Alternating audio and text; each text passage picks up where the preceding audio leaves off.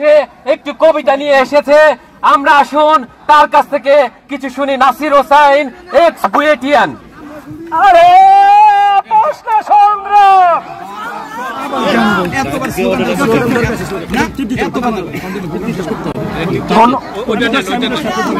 ধন্যবাদ সবাইকে।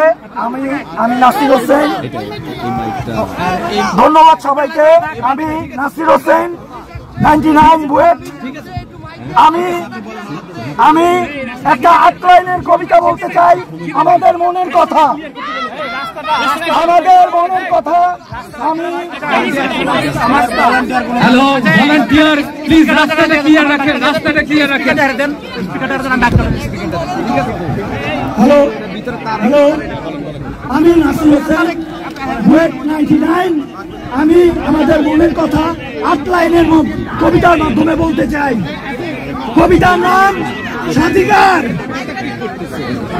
কবিতার নাম স্বাধিকার। হাসিনা, তোর সাহস কত? জীবন নিলি শত শত, কথা তো এক সহজ কথন। পারবি দিতে একটি জীবন, ভাত দিবি না, স্বপ্ন খাবি, লিটার লিটার রক্ত নিবি, কোটা আর তুই কখন যাবি? স্বৈরাচারের পতন জাতির দাবি। ধন্যবাদ।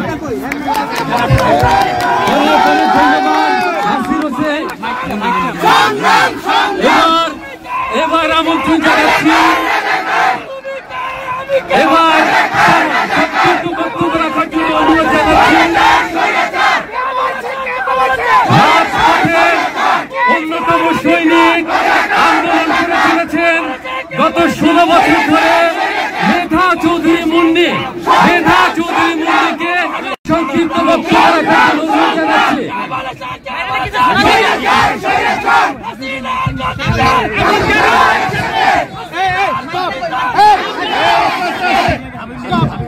আসসালামু আলাইকুম। আপোষনা সংগ্রাম, আপোষনা সংগ্রাম, কালানিনা রাজপথ, সংগ্রামী বাংলাদেশি ভাই ও বোনেরা, আজকে যারা আমরা সিডনিতে আছি, সবার কাছে একটাই অনুরোধ থাকবে, এই খুনি হাসিনাকে স্ট্যান্ড ডাউন করার জন্য আমরা যারা প্রবাসে আছি, যেখান থেকে যার যে প্রয়োজন, ইনশাআল্লাহ আমরা বাংলাদেশের ছাত্রদের পাশে থাকবো। আজকে বাংলাদেশের ছোট ছোট কোমলমতি বাচ্চাদেরকে কিভাবে হত্যা করার পর ওই খুনি হাসিনা কিভাবে মসজিদে বসে থাকে, আজকে ভারতের দালালদেরকে বাংলাদেশ থেকে মুক্ত করতে হবে। রাজনৈতিক দল নয়, এখানে দাঁড়িয়েছে বাংলাদেশিরা। বাংলাদেশি মানুষ মুক্তিযুদ্ধে অংশগ্রহণ করতে হচ্ছে। ছোট ছোট বাচ্চাদেরকে, 200-র উপরে বাচ্চাদেরকে কোথায় মেরে ফেলছে কেউ জানে না।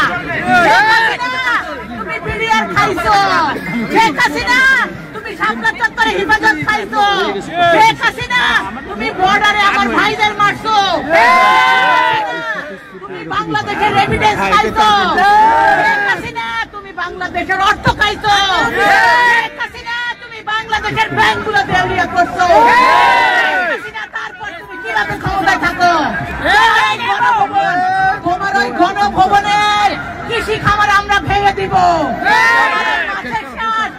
আপনি সেই গণভবনে বসে কাতলা মাছের স্বপ্ন দেখেন, আজকে বাংলাদেশের সংসদকে একটা নর্তকীতে পরিণত করেছে।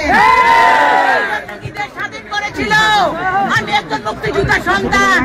আজকে শুধু একটা কথাই বলতে চাই, আমাদের যে ভোটের অধিকার, মতের অধিকার, সেটা থেকে আমরা বঞ্চিত। শুধু বাংলাদেশি মানুষের কাছে আমাদের একটাই অনুরোধ, দেশকে ভালোবাসুন, দেশের মানুষের পাশে দাঁড়ান। প্রত্যেকটা রাজনৈতিক দল আজকে ঐক্যবদ্ধ। আমরা জামাত শিবির বুঝি না, আমরা বিএনপি বুঝি না, আমরা কোনো কিছু বুঝি না। আজকে বাংলাদেশের প্রত্যেকটা রাজনৈতিক দল ছাত্রদের পাশে কোনো বেলন ছাড়াই দাঁড়িয়েছে।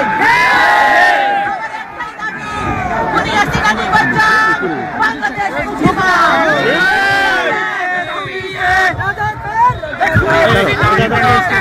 বলে দিক।